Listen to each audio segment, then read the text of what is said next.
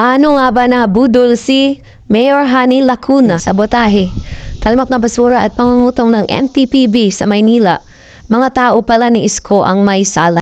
Yung mga nirereklamo ng talamak na pangungutong ng MTPB pinakiusapan pala ni Isko na wag palitan. Shout out kay Denise Viaje at Kenneth Amurao ng DPM. Former Manila Mayor Isko Moreno, you were close like siblings. He calls you ate. In a press conference, you said you felt betrayed. Yes. Nakakalungkot, Karen. Sa totoo lang, I feel betrayed because in so many instances, na he has already said na hindi maglalaban ang mga magkakapatid. Hindi sinabi niya yon even during the wake of my father.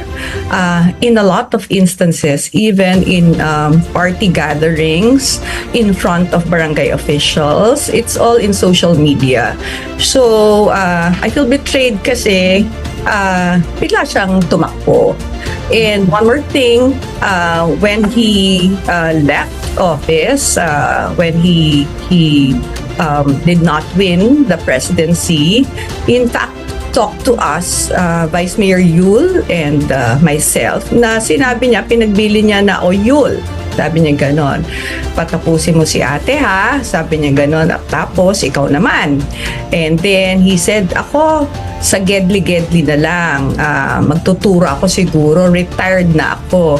And then he asked me if I could retain most of his department heads para daw kasi may continuation ng mga programs. And of course, bilang ate, and naniniwala naman ako sa kanya because I've worked with him for the longest time, he had good intentions and he was concerned sa Manila. Pero unfortunately, during the past months, hindi nangyari yata yun.